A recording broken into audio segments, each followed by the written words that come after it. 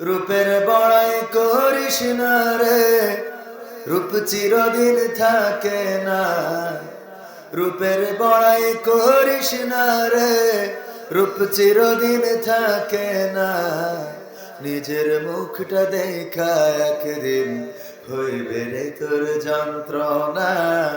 নিজের মুখটা দেখা একদিন হইবে রে তোর যন্ত্রণা। রূপের বড়াই কইর না ভাই, রূপ চিরদিন থাকে না। চেহারার বড়াই কইর না বোন, চেহারা চিরদিন থাকে না। নিজের মুখটা দেখা একদিন হইবে রে তোর যন্ত্রণা। নিজের মুখটা দেখা একদিন হইবে রে তোর যন্ত্রণা। সময় হইল বড় শিক্ষক, সব দিবে শিখাইয়া। সুখের জীবন থাকবে না রে, দেখবে না কেউ চাইয়া। সময় হইল বড় শিক্ষক, সব দিবে শিখাইয়া। সুখের জীবন থাকবে না রে, দেখবে না কেউ চাইয়া। মরার আগে মরবি রে তুই, জ্বালা সইতে পারবি না। মরার আগে মরবি রে তুই, জ্বালা সইতে পারবি না। নিজের মুখটা দেখা একদিন হইবে রে তোর যন্ত্রণা। নিজের মুখটা দেখা একদিন হইবে রে তোর যন্ত্রণা। কিসের এত বড়াই তোমার মাটির দেহ লইয়া। ময়রা দেখো পোকামাকড় শেষ করবে সব খাইয়া।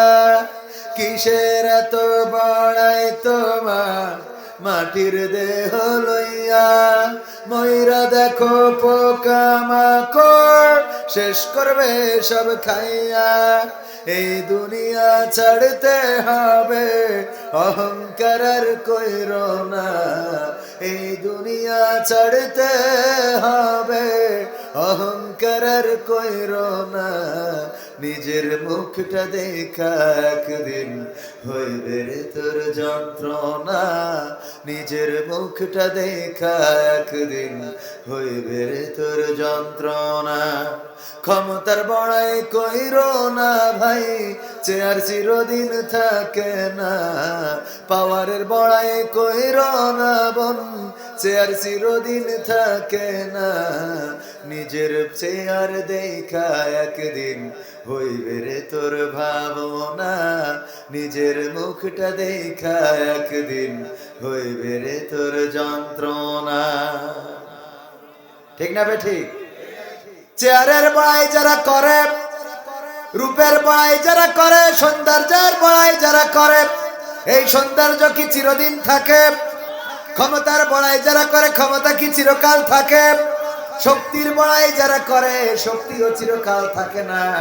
সুন্দর বনের মধ্যে যে বাঘ, যেই বাঘের ভয়ে শিয়াল কুত্তা বিলাই সবাই পালিয়ে বেড়ায়, একদা দেখা যায় সেই বাঘও কাহিল হয়ে পড়ে আছে। তার খাবার দেওয়ার মতো কাউকে খুঁজে পাওয়া যায়? খুঁজে পাওয়া যায় না, খুঁজে পাওয়া যায় না। সুতরাং চেহারার বড়াই করা যাবে না, পাওয়ারের বড়াই করা যাবে না, চেহারার বড়াই করা যাবে না, শক্তির বড়াই করা যাবে না। চুলের কুত্তা কাটিং দেওয়ার মতো আল্লাহর ওলিরা আছে না নাই? কত সুন্দর করে কুত্তা কাটিং দিয়ে ঘুরে বেড়ায় গো।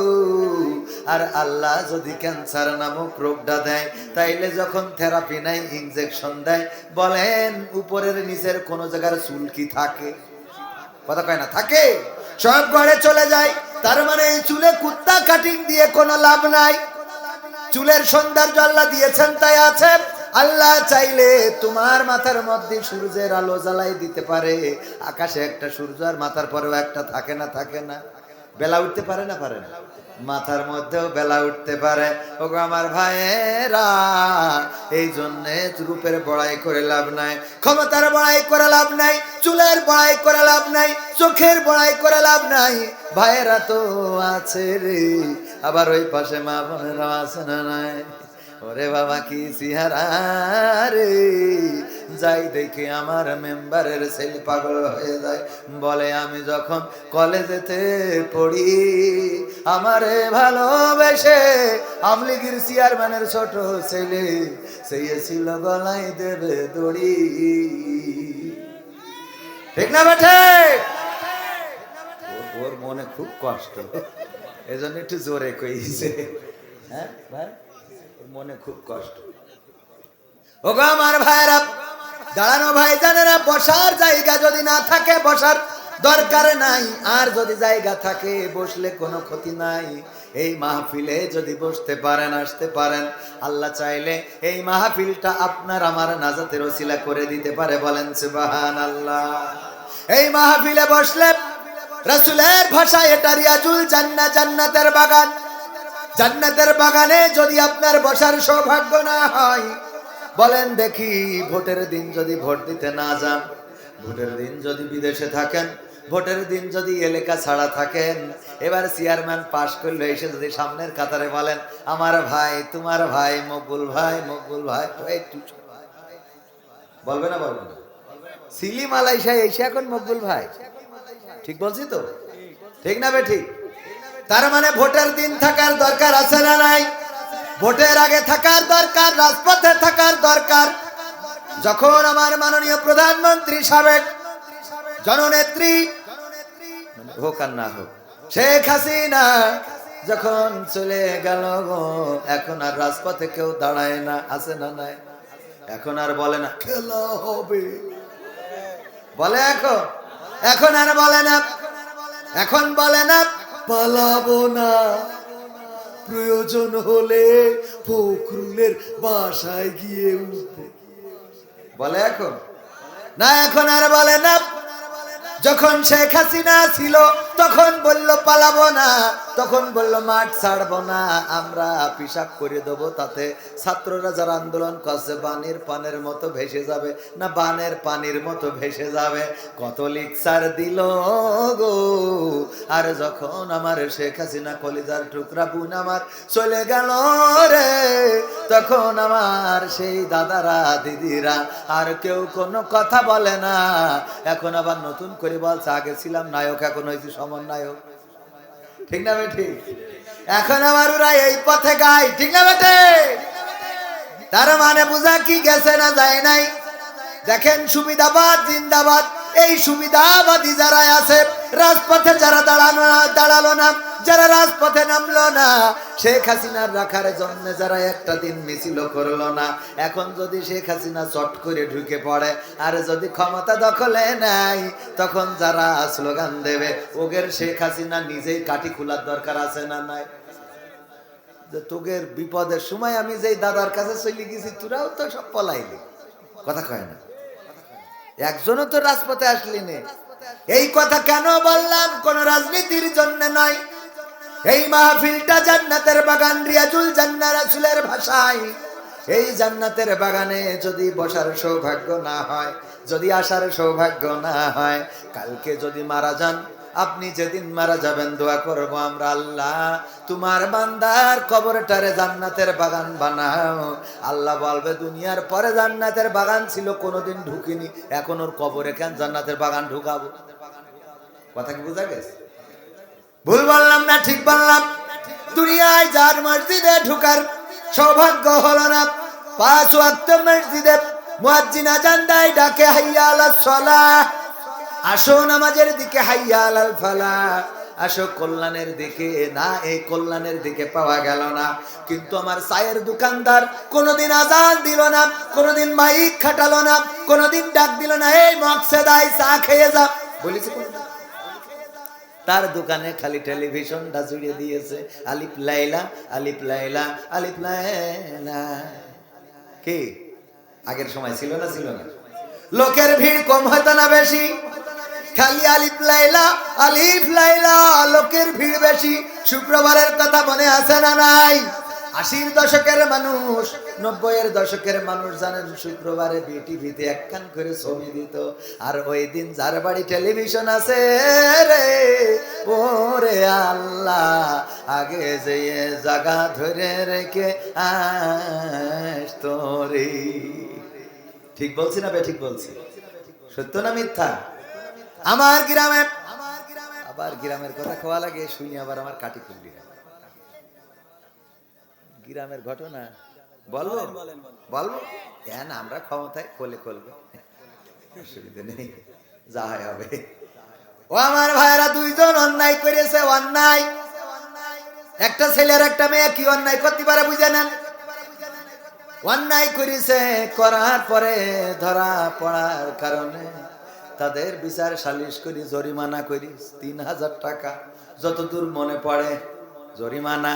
যে এইরাম অন্যায় করিস গ্রামে থাকতে হলে জরিমানা দিতে হবে, 3000 টাকা জরিমানাও তারা দেশে।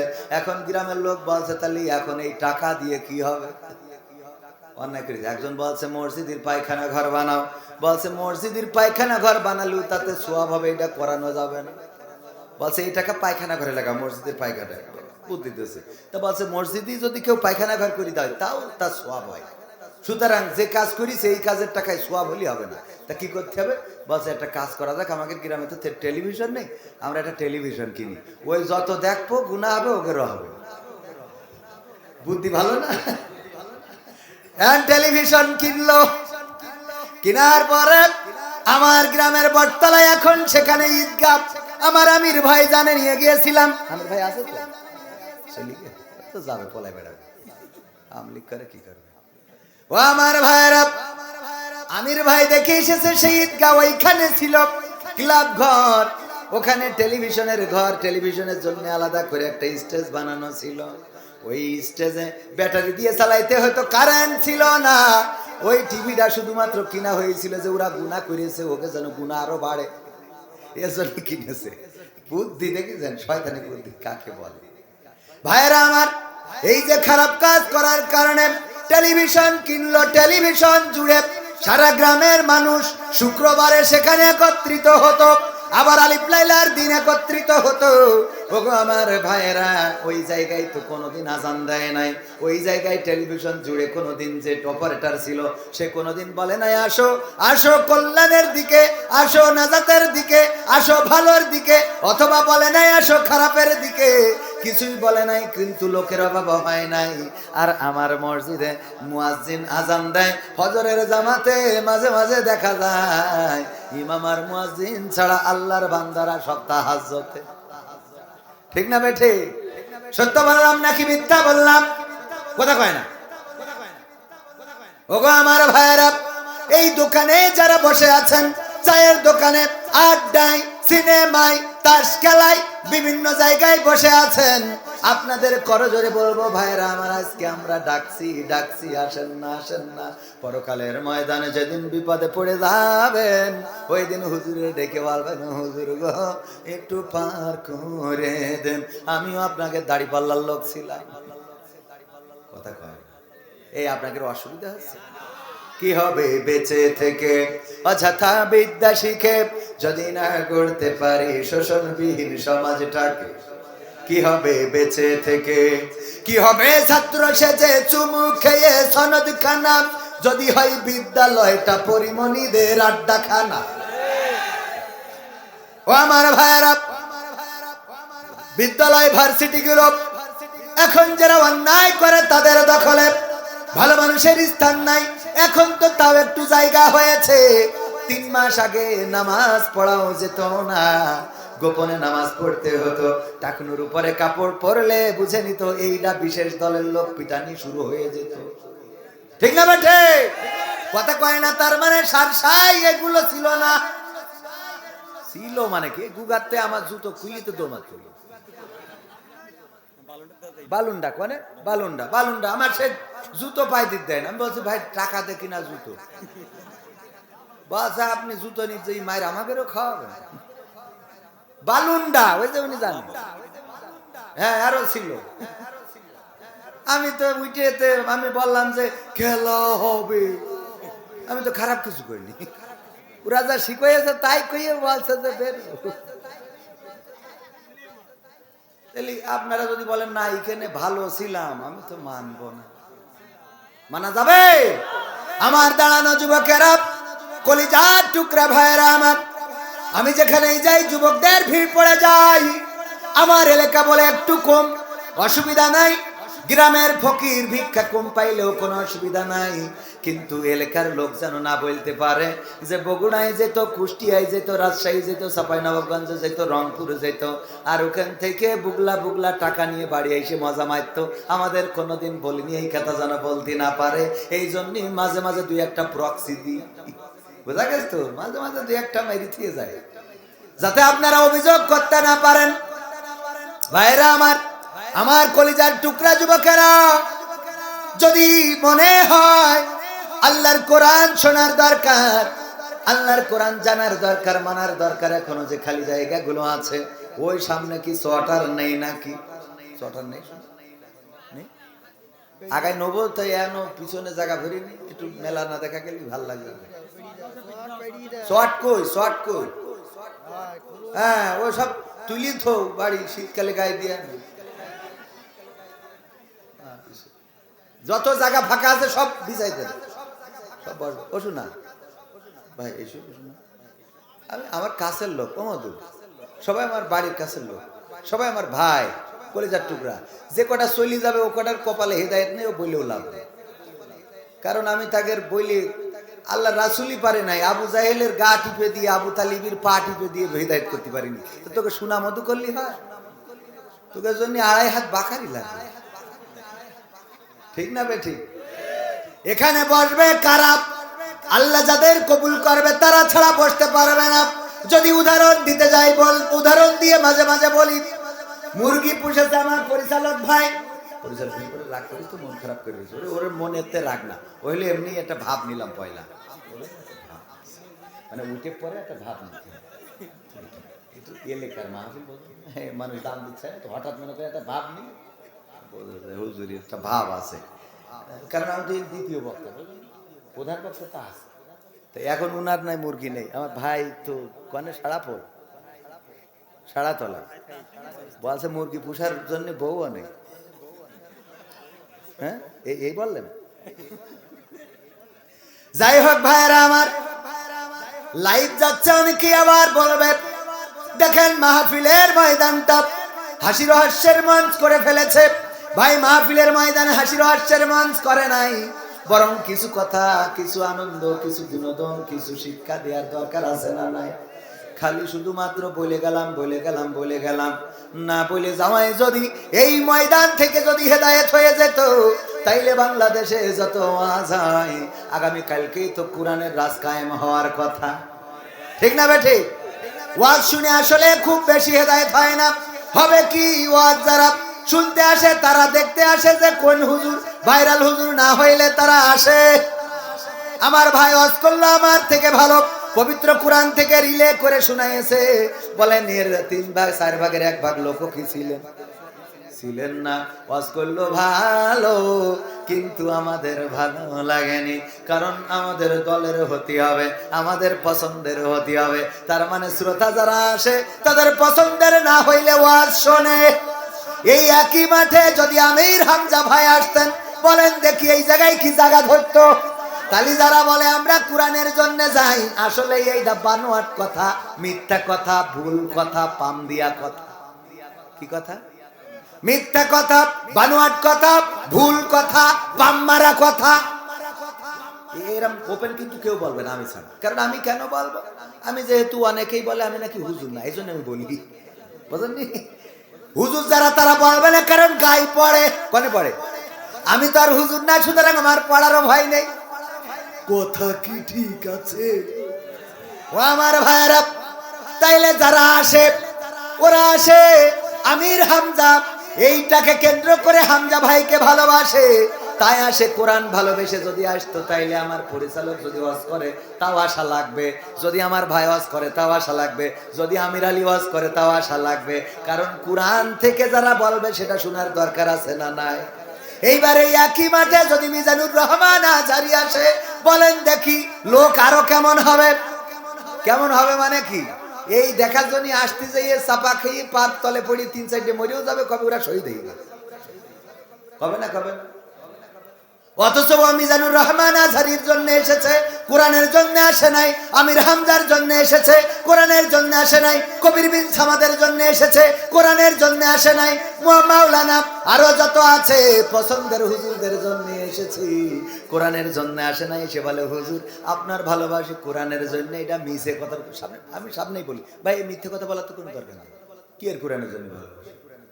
কোরআনের জন্য যদি ভালোবাসেন, জুম্মার দিন ইমাম সাহেব বয়ান শুরু করে, বয়ান শুরু করার পরে দেখেন চা খেয়ে বেড়ায়, গরু বাইন্দে বেড়ায়, গরুর গোসল করাচ্ছে, মাইকি ওয়াজ চলছে, ও গরু পুকুরি লাগাচ্ছে, কে বল ঠিক না বেঠে? তা হুজুর কি বাজে কথা বলে? বরং হুজুরই তো ভালো কথা বলে। মসজিদের ইমামের ওয়াজ শোনেন না, আপনি বলেন আমি আল্লাহর জন্য। একদম মিছে কথা, খবরদার মিছে কথা বলবেন না। আপনি গুনাহগার হচ্ছেন। কেন গুনাহগার হবেন? গুনাহগার হওয়ার কোনো দরকার আছে না। এরপরে বলি, ধরে নেন যে মুরগি আছে এখানে, কারো না কারোর মুরগি আছে না, চাচা মুরগি আছে না। আমার ওই চাচা মুরগি পুষেছে 10টা ডিম, তার মধ্যে 5টা ডিম উনার বিয়ায় এসেছিল, মেয়ে বিয়ে দিয়েছে, তাই বিয়ায় রান্না করে কুরমা করে খাওয়াইছে। আর বাকি আছে কয়টা? 5টাই। 5টা ডিম যখন মুরগি তাওয়া লাগা হয়েছে, স্ত্রী বলতেছে দেখো 5টা ডিম বসাইলে তো বেকায়দা, 5টা ডিম 5টা বাচ্চা, যদি এর মধ্যে 2টা ডিম ড্যামেজ হয়ে যায় তাইলে 3টা নিয়ে ঘুরে বেড়াবে, আমাদের তো লস হয়ে যাবে। আরো 5টা ডিম অন্তত খুঁজে নিয়ে আসো। ওই মুরব্বী আমার চাচা যান গ্রামে ঘুরে ঘুরে 5টা ডিম পেয়েছে, তবে হাঁসের ডিম। কে ডিম? এই যে মুরগির পেটের নিচেই দিয়েছে, বাচ্চা হবে না, হবে না। মুরগির পেটের নিচেই দেওয়ার কারণে 1 মাস পরে বাচ্চা উঠেছে। 5টা মুরগির আর 5টা কিসের? সকালবেলা মুরগি ওয়াজ করতেছে, আমার বাবাজিরা শোনো, তোমরা যেন কুয়াশায় ভিজবা না, বৃষ্টি লাগাবা না, তোমরা দয়া করে পানিতে পড়বা না, পুকুরে নামবা না। তোমাদের যদি অসুস্থ, তোমাদের যদি জ্বর হয়, অসুস্থতা বেড়ে যায়, আমি ডাক্তার দেখাবো, টাকা তো নাই রে, এই জন্য আমার কাছে কাছে থাকবা। এই ওয়াজ করে যখন মুরগি নিয়ে ঘুরে বেড়াচ্ছে, যেই কটা মুরগির বাচ্চা ওইগুলো মুরগির কাছে থাকে, কিন্তু যেই 5টা হাঁসের বাচ্চা যেখানে পানি ওই দিকে যায়, যেখানে পানি মুরগিটা এত করে বললাম ওইদিকে যাইও না, ওই পাশে বর্ডার, বিএসএফ দাঁড়ায় আছে বলে কি বিএসএফ আছে না নাই? ওই পাশে বর্ডার, তোমরা আমার ছেড়ে যেও না, তাইলে কিন্তু বিএসএফ গুলি করে দেবে। আর যদি মারা যাও তাইলে আমার তো কষ্ট লাগবে। 1টা মাস পরিশ্রম করে তোমাদের বাচ্চা ফুটাইছি, আমার কাছাকাছি থাকো।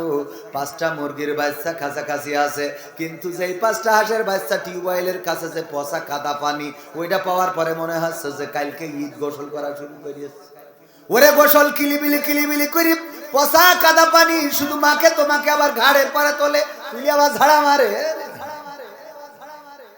ঠিক না বেঠিক? মুরগি বলছে আমার বুঝা শেষ।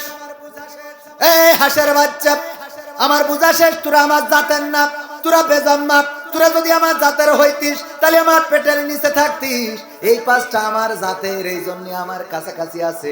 আর তোরা 5টা তো আমার জাতের না, তাই ঘুরি বেড়ায় দূরে দূরে কাদা পানি, পচা কাদা, এইভাবে মাখিস, তোদের সাথে আমার সম্পর্ক নেই। ওগো আমার ভাইয়েরা, তেমনি ভাবে যারা জাতের নাম, তাদের যতই বলেন এই সামিয়ানার নিচেই তাদের পাওয়া যাবে, কথা কয় না, এই সামিয়ানার নিচেই যদি পাওয়া যায় তাইলে বলবেন ওইটা জাতের, ওইটা মুসলমান, ওইটা শুধু কাটা না, অরিজিনালে। আর যদি এখানে না পাওয়া যায় রে, তাইলে বুঝবেন ওই পচা কাদা পানি মাখা লোক, তার মানে ওরে যতই বলেন ওই এর মধ্যে ঢুকবে না, ও কোরআন শুনবে না, ও নামাজ পড়বে না, ও মসজিদে আসবে না,